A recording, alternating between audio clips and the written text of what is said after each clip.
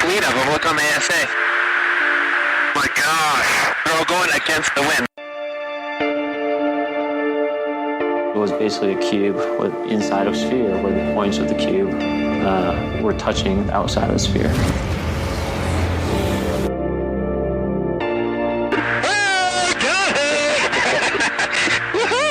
Roger. There's troubleshooting machines out here.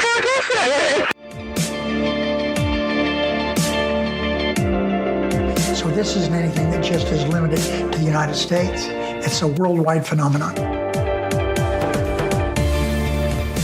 This is Michael Mazzola, and you are listening to That UFO Podcast.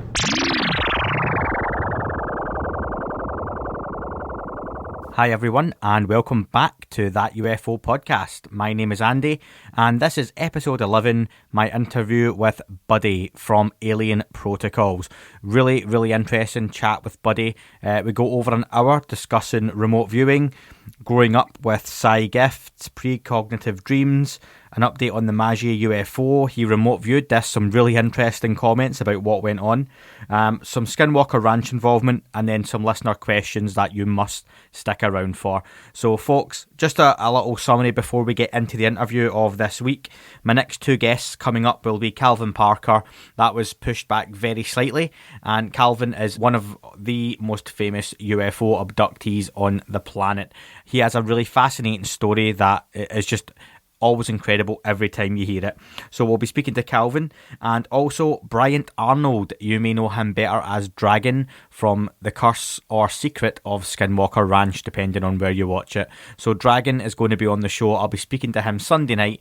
That interview will be released within the next 2 weeks as well. So a quick thank you to all the Patreons. We've got Doug, Jennifer and Cameron all signing up over at patreon.com/That UFO Podcast. Thank you very much to anyone who does pledge to support the show. You of course get queue jumps, additional bonus content, and early access exclusives over there as well. And you can pick, if you sign up on the $10 tier, your own show to be reviewed, and you can come on as well. But folks, as always, thank you everyone for listening to the shows, and keep sending over your questions. Skinwalker Watch Along episode 6 is available as an early access exclusive right now over in Patreon. That'll be dropping into the main feeds on Friday the 17th of July, of course. 2 shows left on that one with myself and Dan, and we've got another couple of Skinwalker type shows planned to follow up after episode 8. A new show starting later on this week will be #TUP Talks. Totally ripping off the TTSA talks, but we are going to be coming back to discuss, that's myself and Dan, our thoughts and opinions on episode 1 of season 2 of The Unidentified. And it's not a watch long this time, we're just going to quickly share our thoughts on the show, what happened, what we think, and then we're going to be discussing your thoughts, your opinions from Twitter, from Facebook. I've had a lot of DMs about the show, people want me to bring up different points that they have, different opinions, so that'll be really interesting as well. So look out for that later on this week, folks. Again, that'll be on early access on Patreon, and of course you'll get preferential questioning on Patreon as well, as a little thank you for supporting the show, but no doubt I'll manage to squeeze everyone's questions in and opinions anyway. So again, that's all coming up in the next week or so. Folks, just before we get into our interview with Buddy from Alien Protocols, I'd just like you to listen to a quick message from another friend of the show.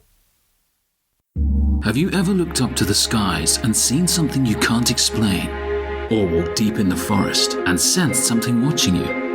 Do you believe in an afterlife? Or a hidden veil that can communicate with the living? Then you need Shadows of Your Mind magazine. Download all issues completely free at shadowsmagazine.co.uk. Shadows of Your Mind, where your search for the answers begins.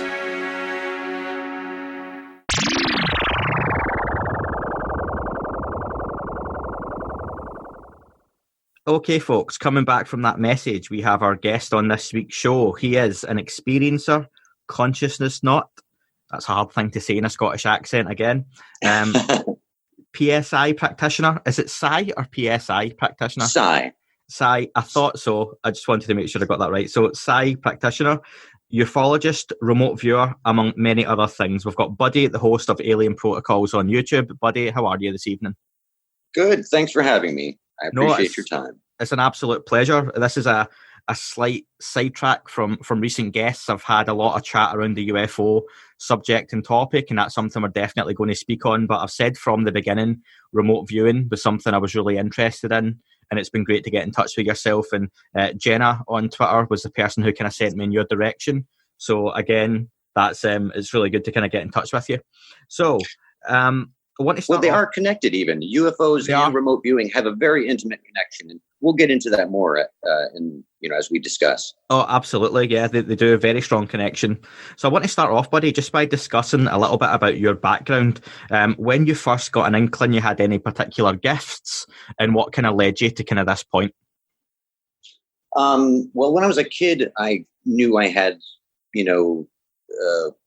precognizant dreams, and I had the ability to see things in the future and influence things around me. And my mother was very, very intuitive, and she encouraged my intuition and, told me always to believe in my first gut instinct, my first intuition, which remote viewers called a gestalt.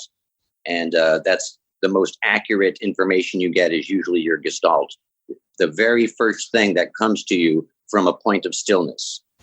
And it's just stunningly accurate stuff. So I've started, basically as a child, and I've always played with it and explored. And for me, it was more, I was doing what's considered now to be astral projection, which is, in my mind, flying to locations and seeing them and hovering above them or hovering over someone's shoulder. And so it's always kind of been there. And then I've trained myself in other abilities over time, because I think all these abilities are really kind of connected.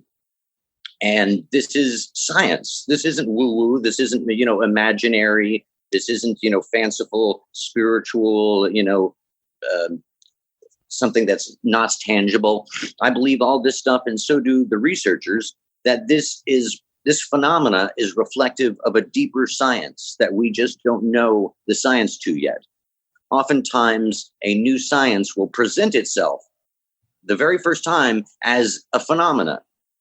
And then as the phenomena is demystified, it becomes science. 200 years ago, a scientist named Volta took a whole bunch of paranormal and strange phenomena that was happening at the time and united them into the electromagnetic field, and brought a sense of reality and logic and physics to these strange, occurrences that were happening. And I believe, and so do many others, that this ability and the associated abilities around it, from the power of prayer to healings to psychokinesis, they all are reflective of some type of field. It's a field that has a tremendous amount of information and connects all space and time. So, I taught myself the different abilities over time and found myself just drawn into situations and working for a wide variety of really interesting companies, organizations, governmental stuff, and much more. That's amazing. So you mentioned early on precognitive dreams. Can you tell us a little bit more what exactly you mean by that, and what my interpretation is that you're dreaming things that then come to fruition? Correct. One of the earliest ones I remember is we had a swinging bench, and I had a precognition of my mother and my brother on the bench and the chain breaking and it falling. And I had told my mother about that, and she thought that was very interesting. And then within a day or two, that's exactly what happened. So that's pretty cool. And something else you mentioned along with that was astral projection. Would you say you astral project again within like a dream state, or is that something you practice through meditation and leave the body? It's meditation through and leave the body, and it's nothing associated with sleep. It's during, the daytime, you're completely cognizant of what's going on. And there's different types. Sometimes the quote unquote signal is very strong and it's very vivid, and the experience is filled with synesthesia and smells and sounds, and you see images that flash in front of your eyes. You're almost compelled to close your eyes so you can see these images better. And other times it comes very sublime as information from nothingness. Once you clear your mind and still your mind, and find this point of complete blankness, complete nothingness. The first things that come to your mind are, a gestalt, and you write these down, and those are the psychic impressions. Great. What age would you say it really started ramping up for you? If you're saying this happened from being a young child, was it your teenage years? And people talk about puberty and all those kind of hormones kicking about in your body is when these things can really come to the forefront. Is that when it happened for you? What sort of age? I think a few different times. I think right around puberty, around that age, it started happening. And then it happened more in my late teens. And then after my mother's passing, I got a tremendous amount more then as well. Okay.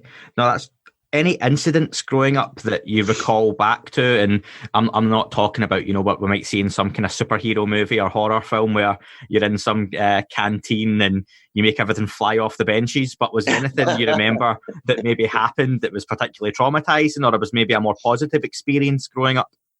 I don't remember anything traumatizing. I've always had positive experiences around all of this stuff. I prefer not to let any negativity into my mind at all in any way. So I've never had any negative experiences in any of the esoteric stuff or, the ufology type stuff.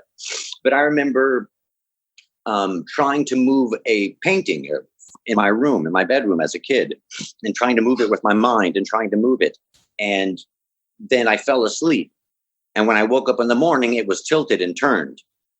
And I was like, that's really unusual. Did I sleepwalk or something? Or how did that happen? And then over time, I found that I had the ability to influence things a little bit. There were times where I was able to push a marble, and it was not consistent. But when it happened, it was just like electric, So it's never, these abilities are like any of your other senses. They're not perfect. They're not flawless. It's not like a superhero. But the more you work on them, the more consistent they become.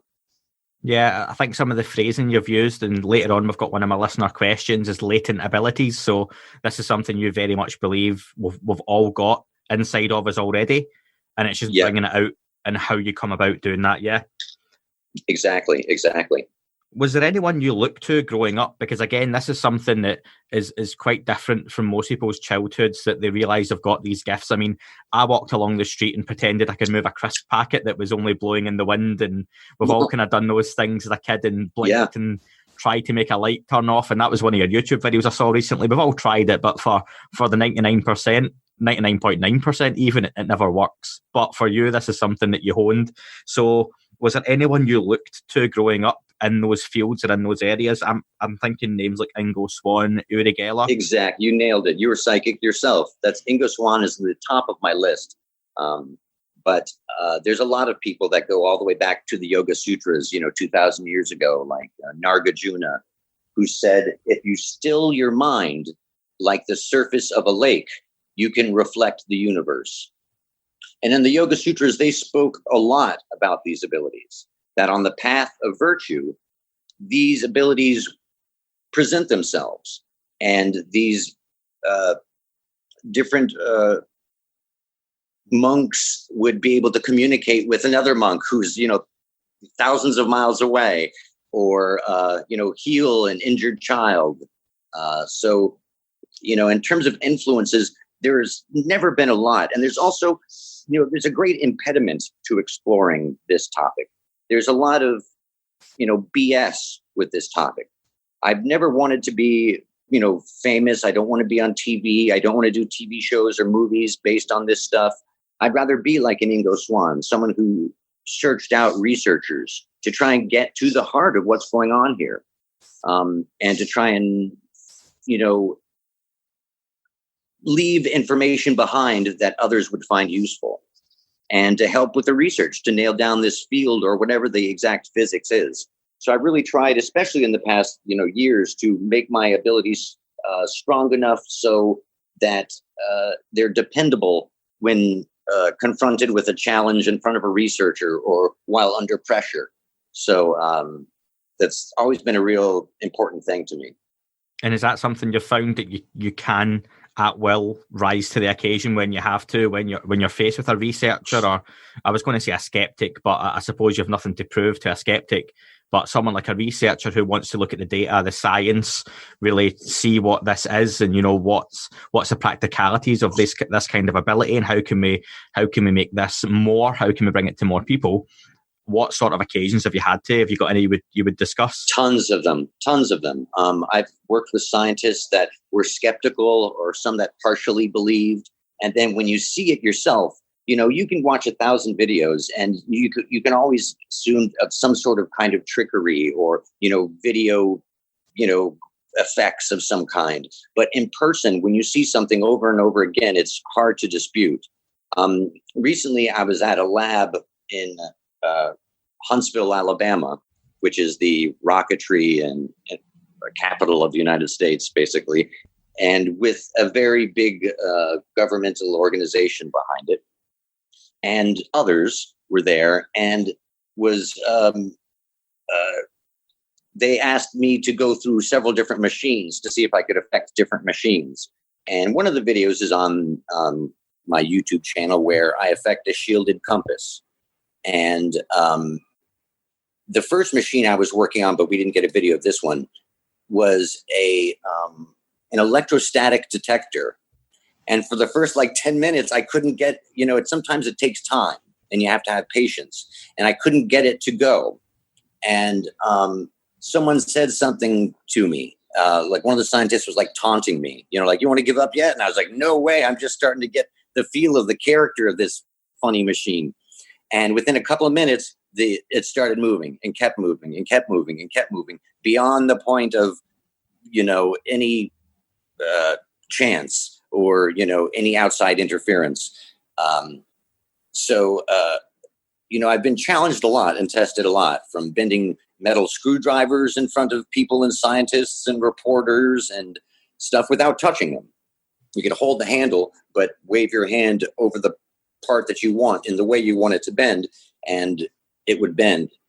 And, this stuff, it's so extraordinary. It's so outside of most people's daily experiences that it's really logical and easy to negate its possibility.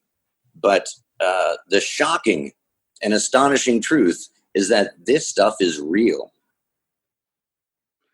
You mentioned growing up, so I nailed Ingo Swann from your point of view. I also mentioned Uri Geller.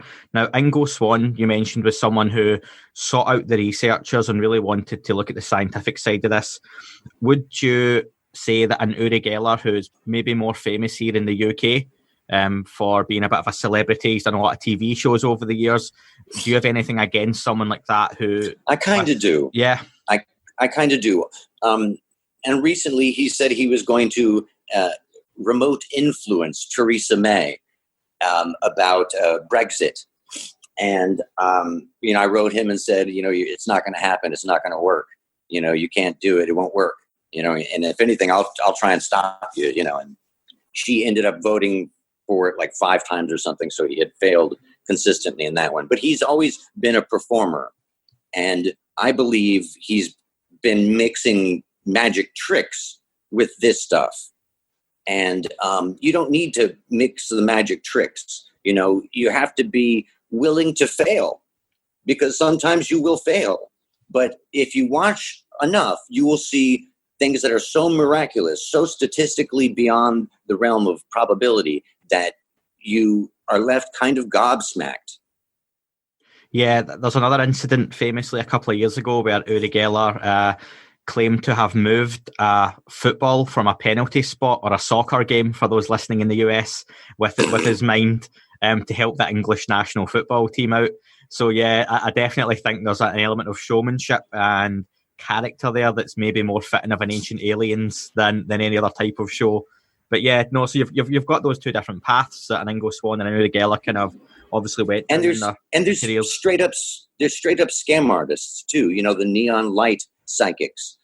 Even though they may have real insights and they may have their natural ability, like everyone have, and produce real information, oftentimes they're associated with scams and money scams and all of that. So I make a big effort not to charge for any of the stuff that I do. People are welcome to give donations if they find our work helpful, but we don't charge, and I don't charge, and I teach for free, and unless it's like a private class or something.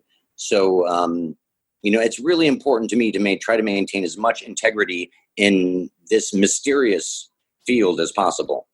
Yeah, and I think the integrity definitely helps the credibility side of things, like you say.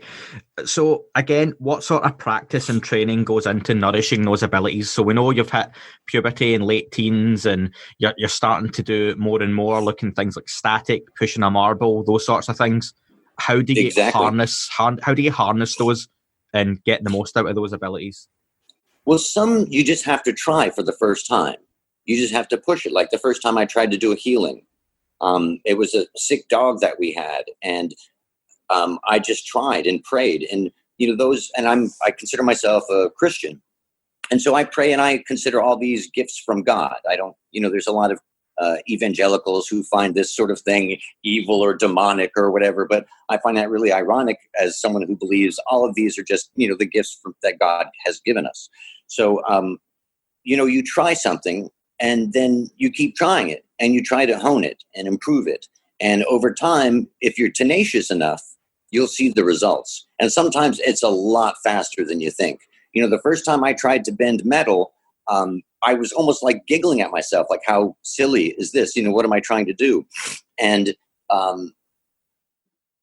when it started to move and bend, you get this whole sensation over your body. It's almost like goosebumps, and you get warm, and it's almost because, it's just so exciting and thrilling and unbelievable and amazing. And it's self-rewarding. Patience and tenacity are self-rewarding with the results that come from it. I've worked with a couple of big companies and big groups and well-known associations, and sometimes typically at the beginning, it's a feeling out process. So it's not like boom out of the gates, I'm kicking butt.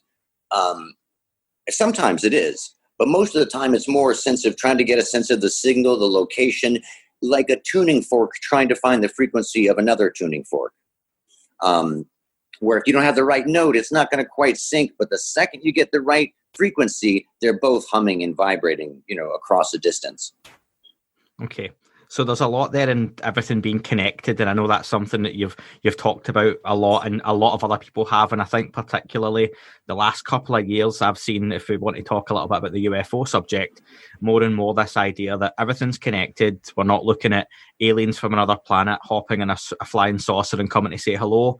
There's more to it with this phenomena rather than just extraterrestrials necessarily as well, which for me is becoming more and more of the way I'm thinking about it. So I want to just... And that's really the truth, yeah.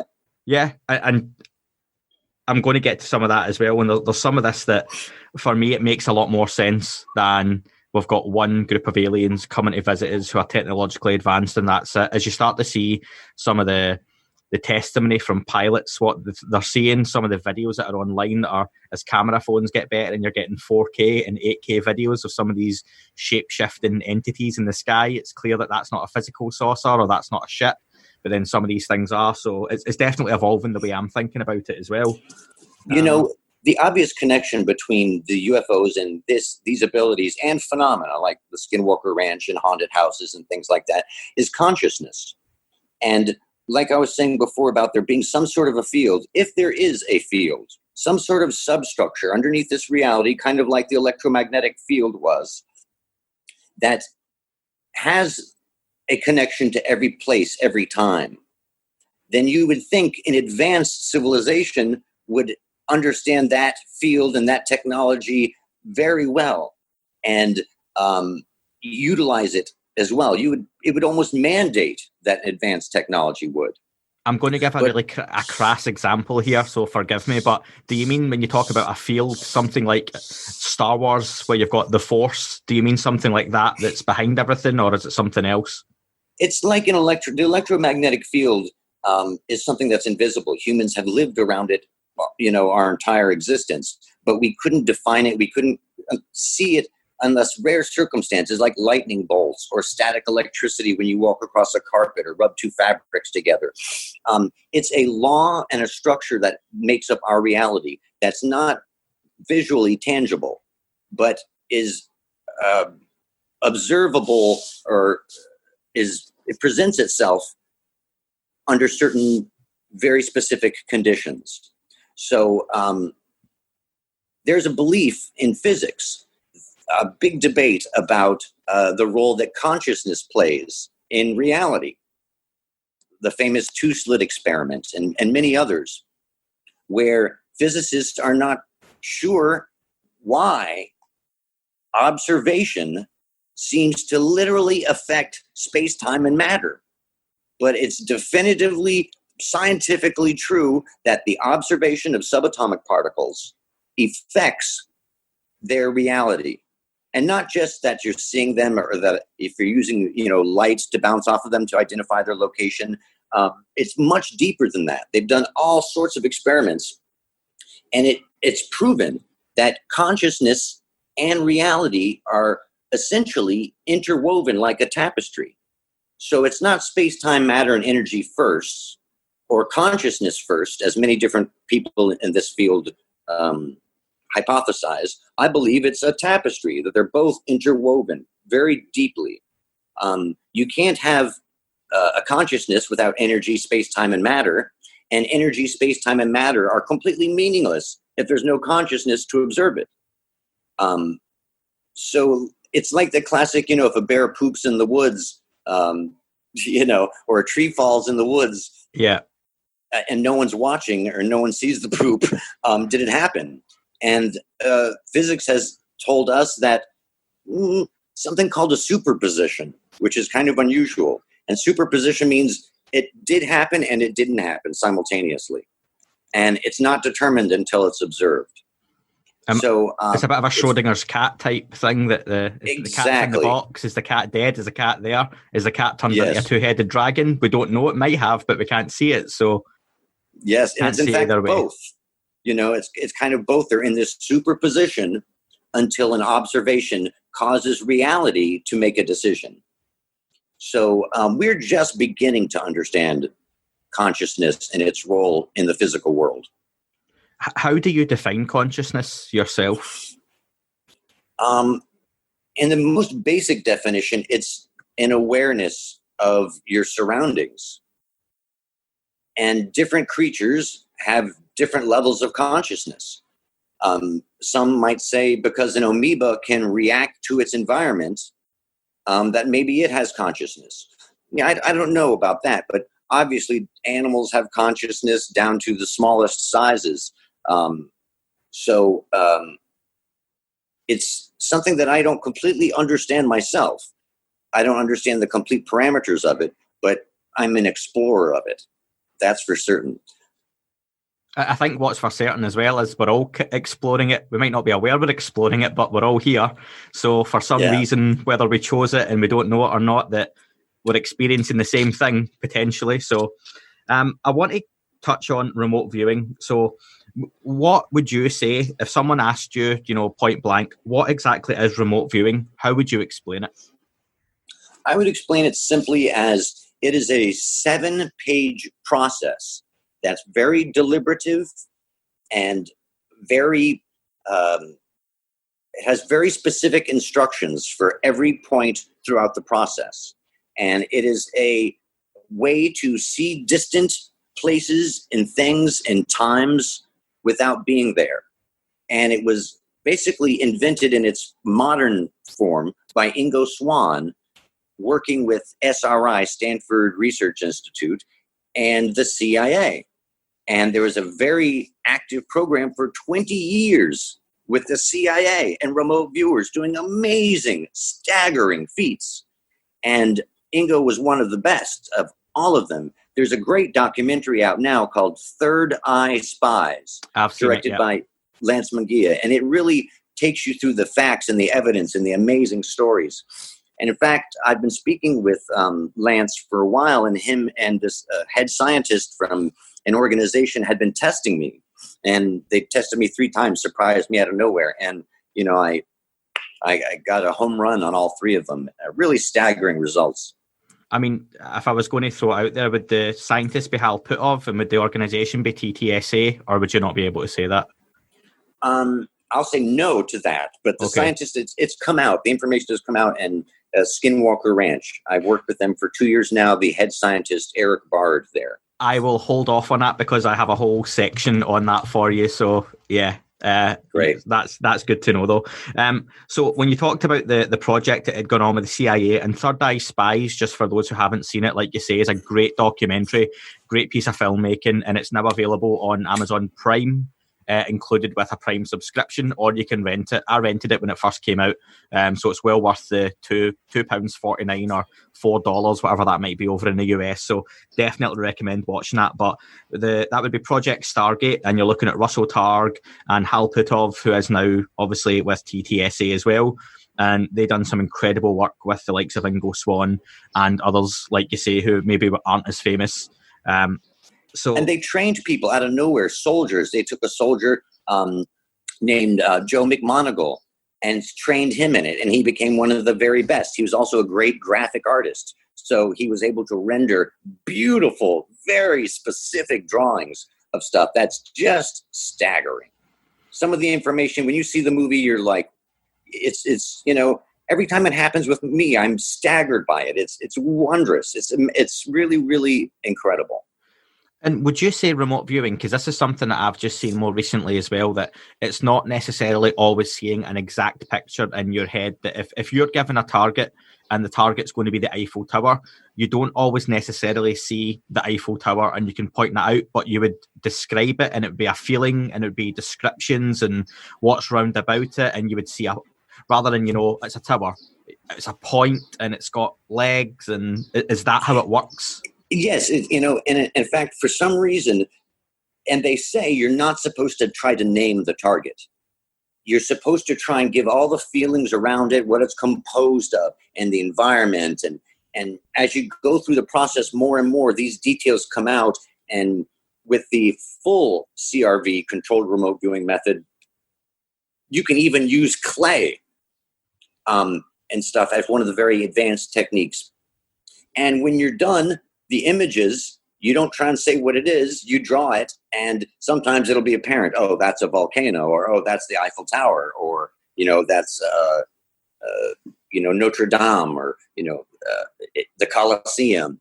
And, technically you're not supposed to name them, but as you get more advanced, that ability does present itself where you can name targets and really nail targets. On my YouTube channel, you can see a bunch of different experiences that have happened recently where, I specifically nailed the target, and it's always baffling and exciting and thrilling and wondrous. Yeah, I watched some of yours, and also someone who I think you're working with just now is Omar. Yes, Omar, he's great. I love the text messages, and I think it's up on your Twitter feed as well, at Alien Protocols, for people to see. But the description sounds really confusing at first, but then when you see the actual picture that he manages to describe, it's perfect. The whole concept of feeling like there's kneeling involved. And yes, it's is it an Egyptian goddess? Yes, it was Hathor. And in fact, the text, of course, was a lot longer. And I'd never met Omar before. I just, through online and stuff like that. And he was just trying to challenge me and test if I was the real deal or not. So he only gave me a target number. The only information I had was 8 digits, 8 numbers. And those represent the target. They used to use longitude and latitude and things like that, but then people could memorize longitude and latitude and get a sense of where things were. So they advanced it to just strictly what's called a target number. And so with controlled remote viewing, you get just a target number. And the information just flows. And that one just flowed. It was strange details, like it's an ancient depiction of something older. And there was a white cow in it. And there was kneeling and vines. I'm feeling like a little thin vines of ivy, and all those things were present in you can watch the video and see. And it was a dead ringer. And a few weeks before that, the scientists from that location and Lance Munguia had called me out of nowhere with another target, and I had nailed that one too. It was electrical wiring. And in my drawings, the wirings were coming out of a roof, like a lighting fixture. So it was just the hole, and the wirings come out and bent at a 45-degree angle. And I had drawn them doing just that, bending at the 45-degree angle, and said that it was electrical wires. Yeah, I always find that fascinating. And was it Ingo Swann? And if I'm wrong, I'll edit this out to make myself look better. But was it Ingo Swann that was famously asked to? It was. I'm sure it was the U.S. military, something like that, and to pinpoint a target. And they thought he'd gotten the target wrong, but what they'd actually pinpointed was U.S. nuclear submarine positions out in the sea. Yeah, am I getting that right? Yeah, you're right. They've also had targets, and this is a famous story about Pat Price, who was one of the famous ones. He was a police detective who utilized his abilities to bust criminals. And he was one of the very few who could do level 7, phase 7 targets. And those are the most difficult, like a sentence or words, very highly detailed information. And so they had a target on a hill for them.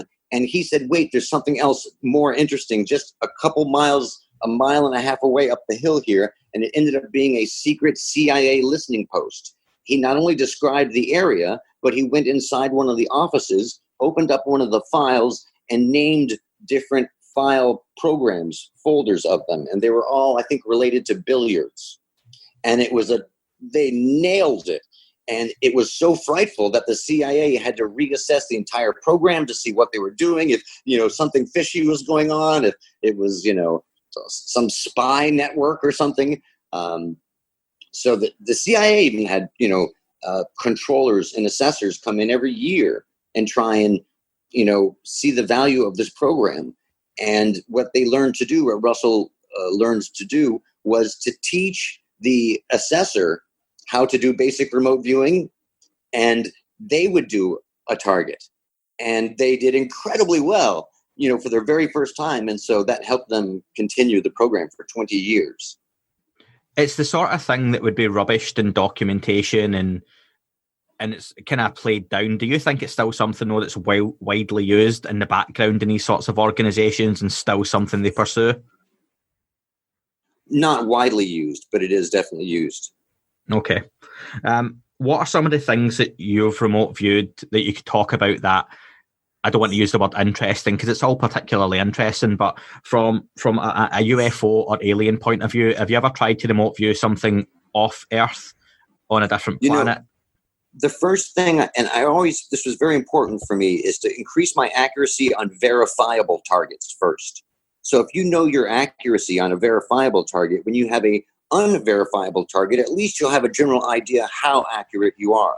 So after I'd really established that for myself, then I started venturing into more and more of the UFO stuff.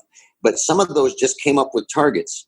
Grant Cameron's assistant had a target for me and was testing me. And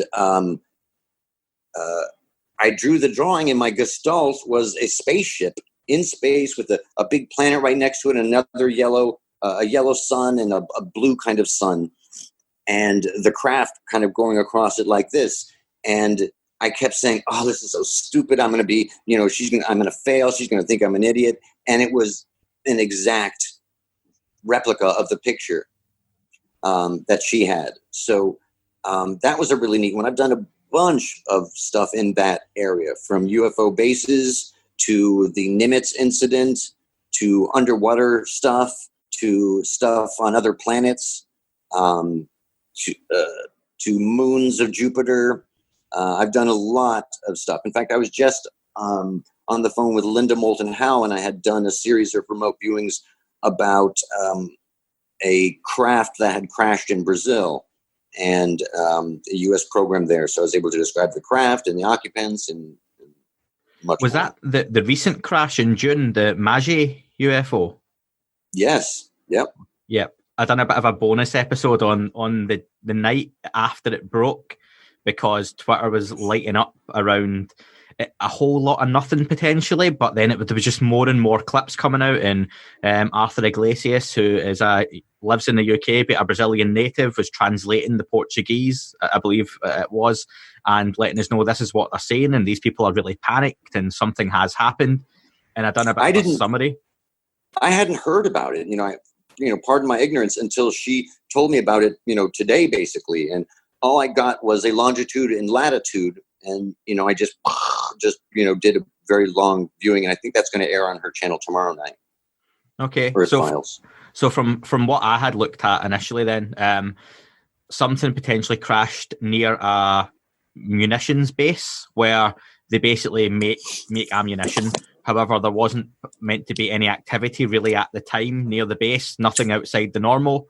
And after this, there was to been lights in the sky for a few nights apparently. And there's a few different videos on there. Some of them are unfortunately fakes from previous events or carnivals or drone shows, but they were interspliced with some of the actual footage that people had taken. So wow. This object had crashed, and it looks quite forest, the area, like quite forestry. And then you can see the smoke coming from the hills. After that, it went kind of quiet, and then there was rumours that there was a lot of US presence there, that the US military had gone in, cleaned things up, and it was very much, it disappeared. Reddit shut it down and it was removed off of Reddit. There was a lot of admins blocking, and I'm not a big Reddit user. Some people might be surprised to know that, but it's something I've just never really got round to getting into. But Reddit started banning a lot of the phrases like Mage UFO, OVNI Mage, which is obviously the Portuguese for UFO. So yeah, that it became a bit of a overnight sensation and then really quickly disappeared. But that's interesting that that there's been more kind of came of it. And is there anything you would say that you could say more on it that you did see? Absolutely. There is a crash. There are occupants. There is a U.S. program that used to be more international. Now it's more just the United States in South America because there's a long history of essentially like an ET highway that flies over Peru and into the rainforest of Brazil.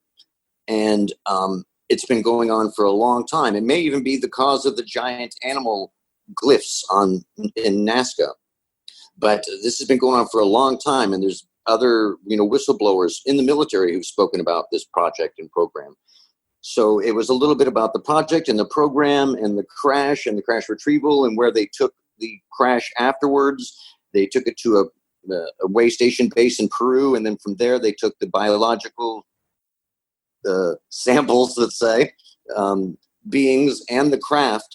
They flew it in one of those giant Hercules. It was refueled in the air, and they flew it straight to Wright-Patterson Air Base. And Wright-Pat, there were some leaked documents in budgetary stuff that was very strong evidence that there is a space base, essentially a space command under Wright-Pat. And they had several levels of biological containment. And the U.S. had just put, I think, $500 million into the improvement of the containment of the labs in there or something. So, that's basically what happened with that, and that the biological stuff stayed there, and that the craft was then, after a couple days, transported to Tonopah, which is another base. Did you see anything to do with one of these occupants being shot? Because that was one of the rumors at the time. There was a gunshot. They were all shot, ultimately, right. Yeah. There was gunshots heard. Shot. Yeah, that was one thing that came out from the locals, that they heard a round of gunshots after the military had apparently gone to the area, and they were certain that these things had been shot. So that's particularly interesting as well, yeah. And one of the beings apparently survived for a few hours after being shot and was speaking in Portuguese. So very, very human, isn't it? Welcome to Earth, and Will Smith punches you in the face, or right? The US military turn up and shoot you. What I've said so many times is militaries want to, and men especially, we want to take something and smash it and see how it's made. But will we learn more from a broken watch? Will we learn more from an entire perfect watch, or would we learn more from talking to the watchmakers? I think we've made the very poor decision of trying to just smash the watches and not be smart enough to make the communications with these advanced craft that they've been reaching out to us. There's many, many incidents in UFO history of craft mimicking people, either with, someone will flash a flashlight twice, like Allagash, and it'll flash twice, and then it'll wait for the next advancement of communication, and we don't know what to do, and they're on a mission, and so they get bored and they're like, oh, this will take too long, pew, and go off to their mission. Even the Nimitz incident, the famous one of late, the craft was physically mimicking the jet fighter, counter-rotating, and, there's, it just takes a little bit more patience, I think, and tenacity and brain power to make that communication happen. But I think, we're so desperate for this advanced technology that we're willing to do anything. And even Luis Elizondo said, South America is very hot right now. And Luis Elizondo, who's, the ex-government guy who's now at TTSA, has a speech, I think it was in Spain, where he said, the most important work right now is going on in South America, and I really can't say anymore. So something I will say is I interviewed Anthony Lippe, who's the executive producer of the Unidentified documentary series. Now, interesting. This interview with you won't go out for another week or two. My interview with Anthony is allowed to go out. I've got permission from the network tomorrow, which would be the 8th of July. So in preparation for the new series. And Anthony, as people will hear, given this interview is going to be out after the series starts, was very, very good in what he talked about to do with the new series. And he talked at length about Luis Elizondo travelling to South America, and he would not name the countries, but he did say it's a huge part of the series, and he goes there for very, very important talks with some national leaders, and there's a whole area of the show based there. So that's interesting you say that about South America, and I know that's a strong part of the series coming up. And there is what was a secret program, like I was saying before, that's taking place in South America with basically these teams. That's a special unit, and there's other locations for them across the world. This is their job, to get these materials first. And this is a very complex tapestry. A lot of interweaving agencies, groups, organizations, and information. So this is a question that I'll have to ask you then, given your ability to see these things. Why do these objects crash? Well, it seems like many of the crashes have been essentially gifts. And if you look at how many have crashed around the world, they seem to be gifts, without a way of scaring us too much. These crashed objects would be there. And you wonder, well, what is the purpose of the gift? Is the gift so we can learn to get off the planet? Is the gift the technology that's on these craft that could help, our environment and our planet and our species? Or is it undeniable physical proof that advanced civilizations exist, which is a very, very powerful piece of evidence? So for Absolutely. me, I think, the most... No, go ahead, please. No, I just want to follow up that I'm all for these things potentially being gifts, or, like it's like loot drops if you're a gamer, that you're getting this gift dropped in here. Choose how you use it wisely.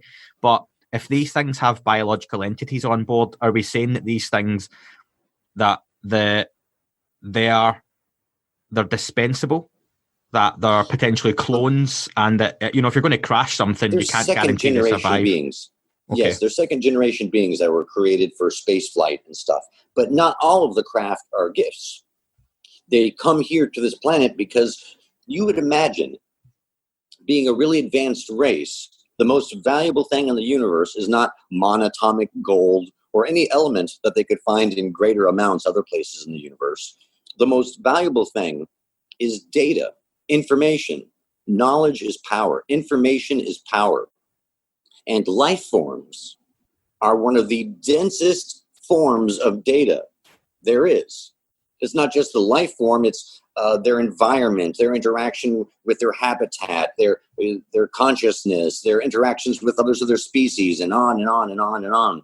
And to me, it's a testament to God's amazing universal biology that advanced civilizations would even need to look at our plant life. They couldn't foresee it. They couldn't foresee this chance and that chance. No, there's so many complex things that have created the unique species that are on this planet that are similar to many others around the universe, but are uniquely precious to Earth. So there's been a very long history of UFOs scanning forests, scanning woods, and going to the rainforest, which is the densest area for life on the diverse life on the planet. Awesome. No, that's good. That was slightly off the track I was going to go down, but that was really interesting. You brought up Brazil, so some really good conversation there. Thank you. So just to kind of round off because I'm going to touch back on some of this stuff. If someone wanted to explore remote viewing or psi abilities, what would you recommend? How do they start? How do they get into it?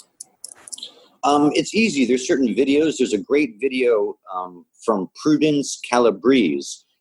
She has like 5 videos. You just watch the first one with a pen and a pad, and she'll walk you through the process. And during that episode, you get to do your very first remote viewing. And then there's the best teacher, I think, now is Dr. Simeon Heim, who has his website is newcrystalmind.com. And I've taken several of his classes, and he's just a great, great teacher. You can go to that newcrystalmind.com site and get a bunch of free information. And of course, you can take classes, but I'd be very careful about, what classes you take, when, where, etc. How would you like to see remote viewing or these abilities integrated into society as it stands in 2020? Well, I think, we teach our kids, and our kids have physical education growing up. I think they should have consciousness education. And there's a lot of benefits to it. So much of this ability, all of these abilities, kind of boil down to empathy. And like I was saying with the tuning forks, if you empathize with something, if you connect with it, if you try and resonate with it, information and data starts flowing once you make that connection, like the 2 tuning forks are reaching the right frequency. So if we taught kids empathy and that they could learn superpowers, essentially, I think there'd be a lot less school shootings, and we would know how each other feel. We would care how each other feel. I think human potential is so much more than we have allowed ourselves. So I would love to see us explore human potential unbridled, free, unchained, without any sense of shame, without any judgment, or mockery. So people would have the right to, or kids would have the right to fail big. And it helps not just with this stuff, with psychic stuff. If you give them a space to learn and they can fail really big, you may get the best dance ever, or the best architecture ever, or the best music ever. So to me, it ultimately boils down so much to human potential. And I think those abilities should be very calmly and without woo-woo and, over the top spiritualism. They should be encouraged, because it's one of our senses. Everyone's grandma has the sense of intuition, would say, don't do this or this will happen. And you'll be like, oh, right, grandma. And then it happens the next day. And you're like, how did grandma know, And we know through many years of, studies that the power of prayer works over distances. We know a lot of these little pieces. We just haven't put it all together yet. But we're close. And I think there's a little bit less shame nowadays to explore this as there was maybe 10, 20 years ago. Absolutely. So one of your own philosophies, and I take this from your bio and from your videos and, just getting the last couple of weeks, a sense of kind of what you do and what you stand for. There's a lot of talk of, everything's connected, a lot on love, a lot of oneness, and a lot of consciousness. Do you think humanity, where we stand as a species, is anywhere near ready for that next step to have that in its thinking? As technology grows, it gets more and more dangerous and more powerful. And spiritually, we haven't grown that much as our technology is growing, and our technology is growing faster and faster. And it, in fact, becomes more and more dangerous to us, to our race, as obviously demonstrated by nuclear weapons and stuff. And it's essential that we explore this stuff. It's crucial to our future, I believe. And when these advanced races visit us, there's so many stories of them using these abilities, communicating, telepathically, moving objects, having precognition of what people are going to be doing, reading their minds, all sorts of things like that. So I think, it's once we're able to nail it down as physics and take away the mystery and the spiritual fear and the phenomena aspect of it, it will be so much more useful than the electromagnetic field was and is for us. 200 years after it was discovered, after this guy squashed all the phenomena and unified it into science, we couldn't live without the electromagnetic field now. And I have a feeling that, if we make it 200 years in the future, it will be one of our most used aspects of reality. I think the way things are going in a minute, if we make it another year into the future, it would be an achievement. So 2020's thrown a lot at us so far. Yeah, who knows how long we'll survive, but it's not looking good. So just to start wrapping up then, I want to talk about I've got the word work down here, but I noticed you actually changed it yourself to play, that you weren't working on Skinwalker Ranch, it was more play. So your play on Skinwalker Ranch recently was acknowledged by Brandon Fugel. What was that experience like? Oh, I'm still interacting with them and playing with the head scientist, and it's been the most amazing experiences of my entire life, and the most broadening of my horizons and increase of my abilities and exploration of these abilities. And it's been for 2 years. It was a real big secret for a long time, and I couldn't talk about, working with the head scientist there. And it has just been a wonderful experience. How did it come about, you getting involved with Skinwalker Ranch? It's a long, convoluted story, but I've always had a tendency to try and help people and help groups. And, every day I go for a patrol, I call it, and I try and find a homeless person and help them, or someone in need and help them. And there was a scam that was going on. And I'd helped a group of people. And one of the people just happened to be the owner of Skinwalker Ranch. And that friendship grew and grew. And it was just based on friendship and honor and decency and doing the right thing. And I found the integrity of Brandon to be absolutely, incredible. And for such a wealthy, influential gentleman to take the time to, be patient with me and to introduce me to his head scientist and allow me to play and explore has been absolutely incredible. And some of the most amazing things I've ever experienced in my entire life have been associated with that work. Anything you can talk about? Sure.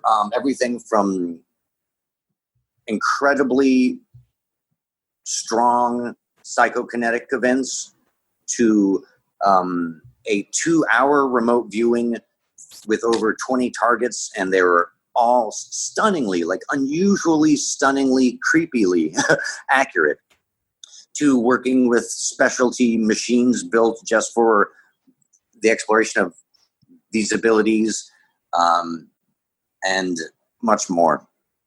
Had you ever remote viewed the ranch previously before you got involved? No.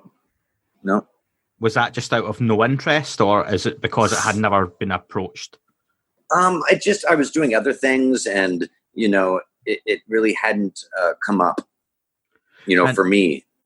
For you, now that you've been there and had those experiences, what is the importance of Skinwalker Ranch? You talk about in South America having an ET superhighway going across. What's the importance of Skinwalker Ranch?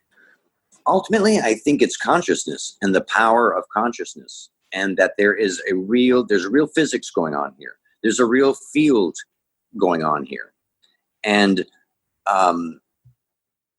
there is a classic mystery that UFOs demonstrate, and also phenomena like Skinwalker demonstrate. I'll just mention 3 of them. One is that they're precognizant. Both UFOs seem to know where the jet pilot's going to go. With the Nimitz, he knew the next waypoint. At Skinwalker, they know the phenomena knows what you're going to do next and is able to defeat it, and was able to defeat, 20 years worth of the best scientists. Also, it has a tendency, both UFOs and the phenomena of mimicking you. UFOs will mimic you, mimic your movements and things like that. At Skinwalker, the phenomena will oftentimes present itself as a reflection of your inner psyche, your psychology. If you're militarized, you will have a militarized reaction. There's also the phenomena of, if you see a UFO, oftentimes people talk about it following them home, meaning strange phenomena will follow them home. The same thing with Skinwalker. Many scientists and others have gone there, and then they had strange phenomena happening to them at home. And there's one thing that can explain that. It can follow you home if it's you. You know your future. You are precognizant of yourself.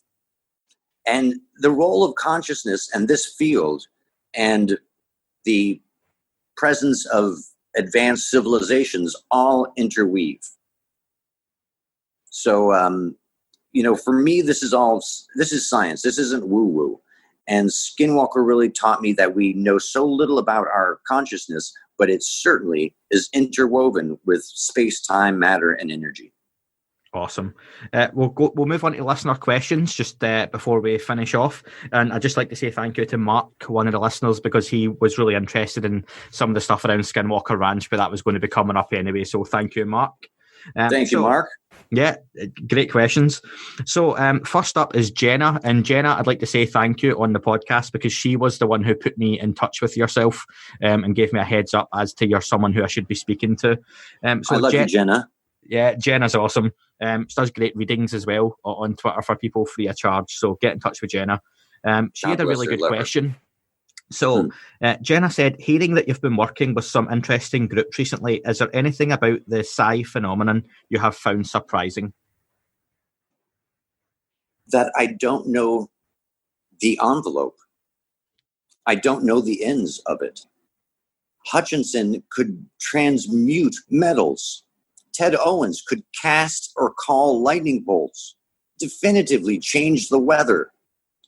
Different psychics have demonstrated, and I don't even like to call them psychics, even psi practitioners have demonstrated incredibly powerful things, amazingly accurate things. I don't know the limit.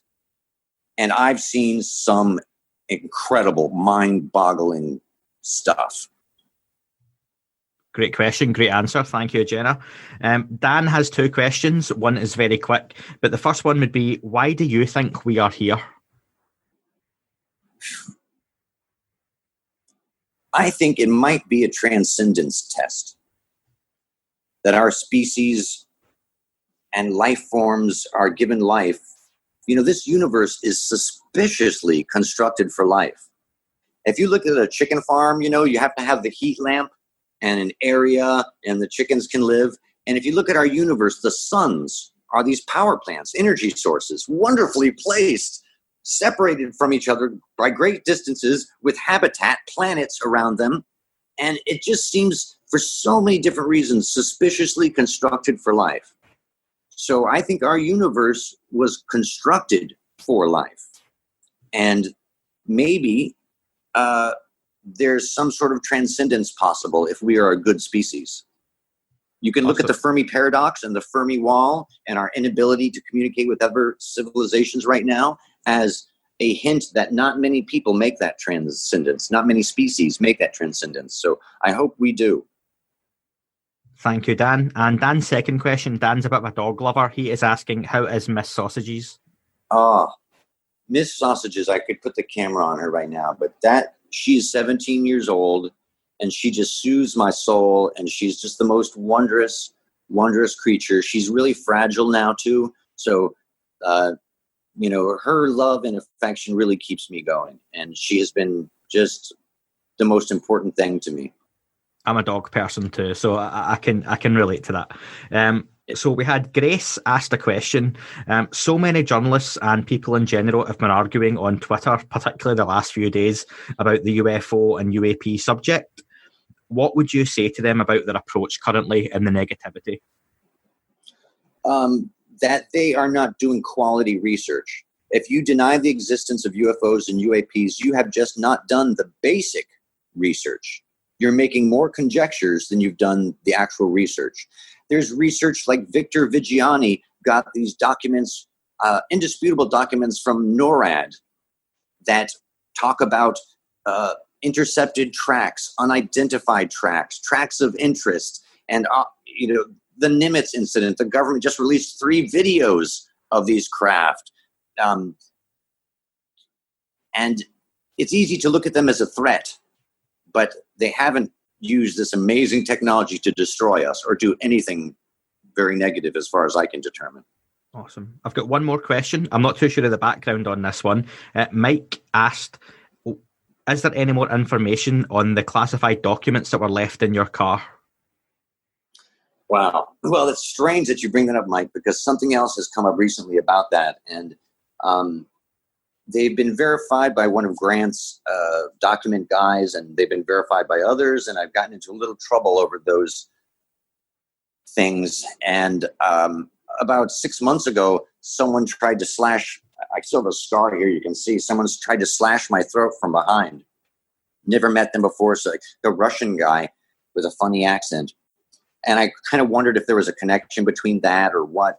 But the documents still exist, and they're being preserved, and some of them are out. Some of them have sneaked out already. Some of the stuff has been given out to people as a dead man's trigger. And so they're there. Some of the information's already come out from those documents. I just haven't been identified as the source. Awesome. Thank you, Mike. One more question, buddy, before the quickfire round, if you don't mind. UFO Joe on Twitter asked, and let me read you the question. Oh, this is UFO. This guy doesn't like me.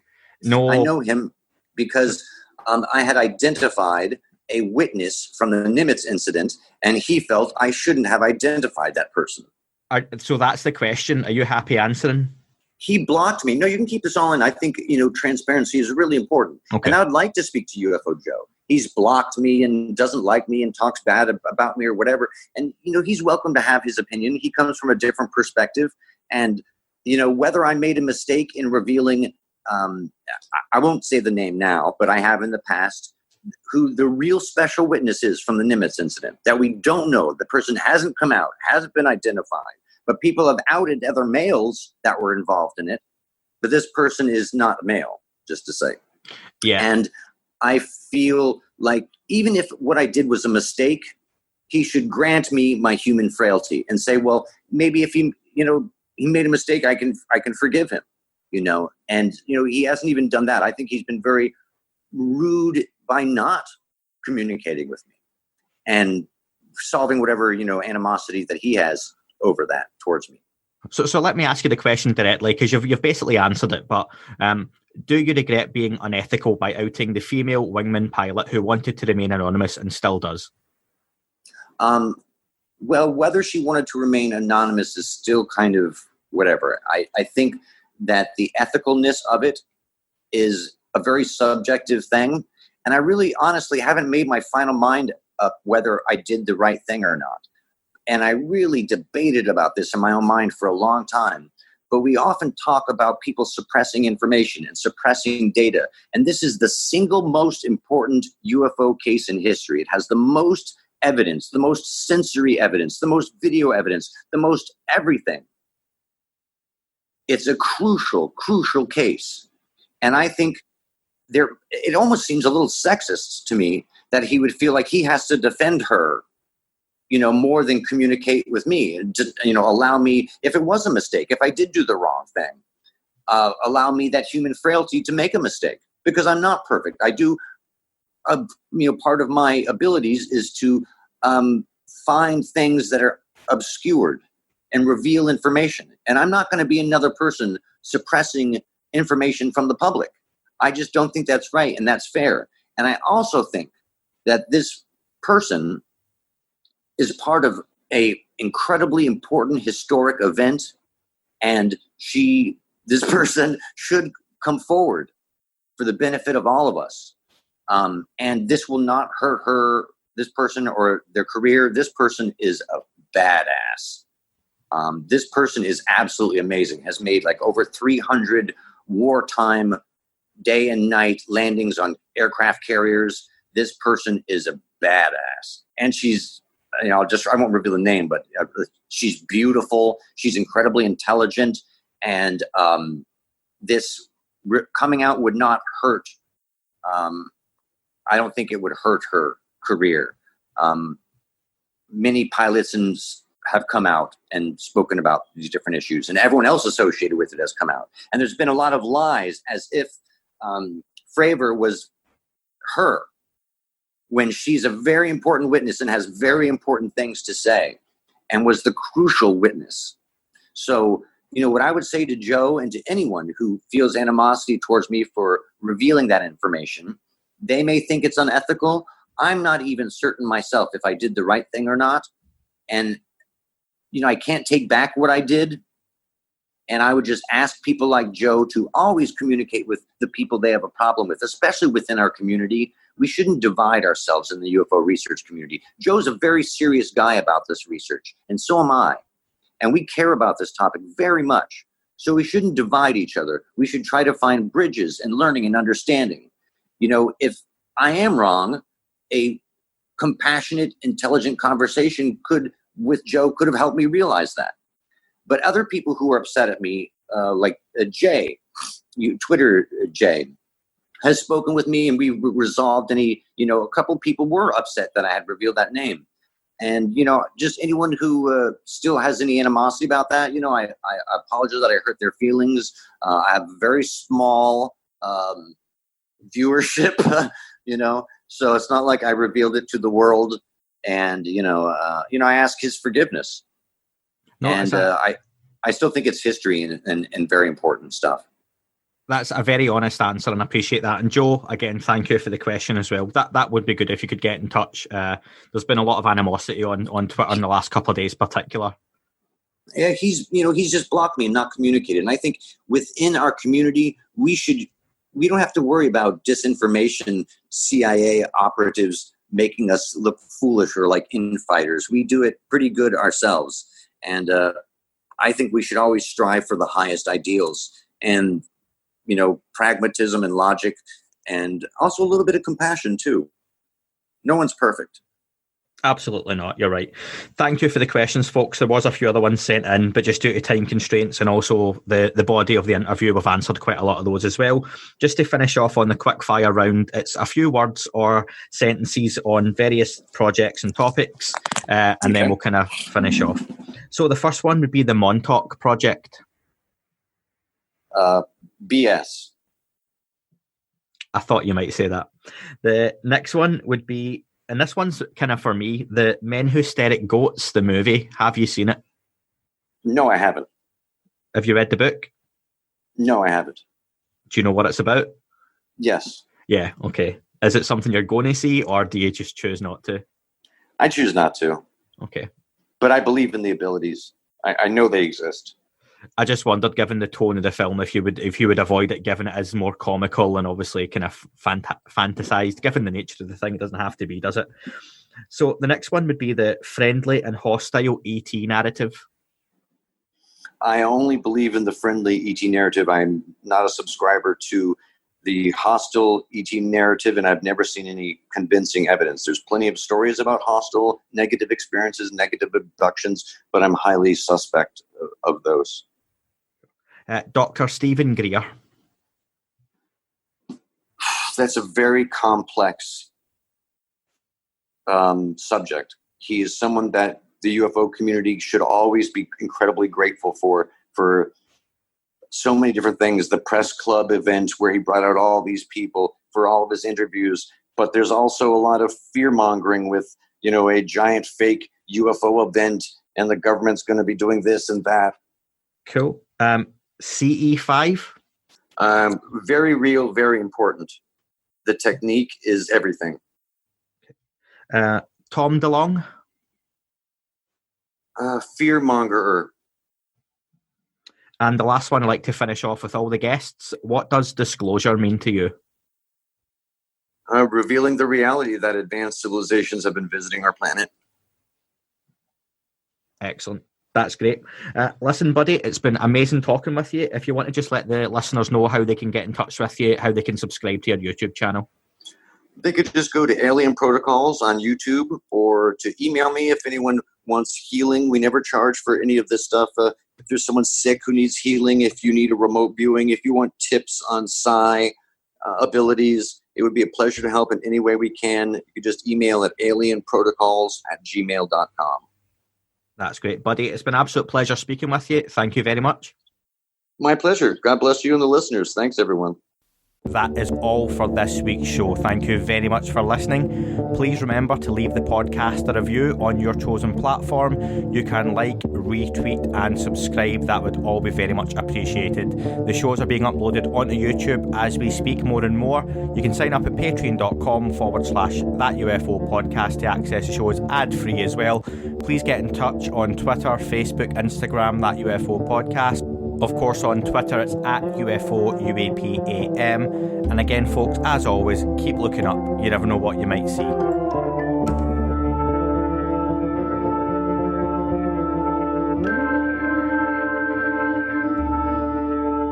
It wasn't a tic-tac and not quite a saucer, more like a hubcap designed by Chaucer, a little Baroque and quite steampunk, like Alice was playing bass for the Parliament of Folk. The little fucker hovered right outside of my window, and when I shoved out the screen, he made it an issue. I don't think he expected me to see his ass, but I'd had some champagne and smoked a little around.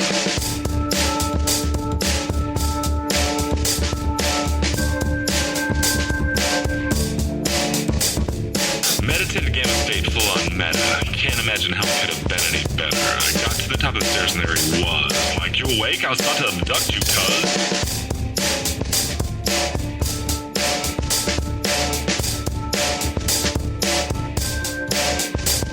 I jumped back and nearly kissed myself, and I climbed out the window after the elf, and I woke up in my bed and there was something on my head and everything was weird and everything was red. And I called out to my boys. They thought this was noise. They thought it was a dream. They thought it was my toys. They thought it was my problems, and they think I should seek therapy, and I don't know what to do because it doesn't really scare me.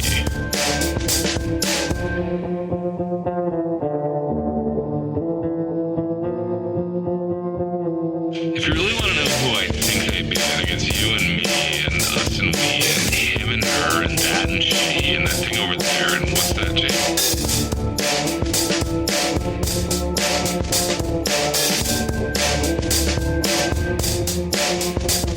But if we're being serious, open your mind, consider your heart, consider time, consider your space, consider your lies, consider your life, consider your eyes.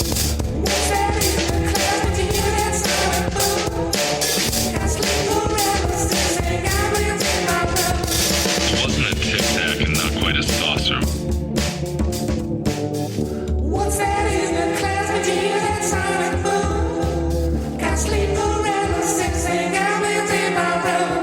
It wasn't a tic-tac and not quite a saucer.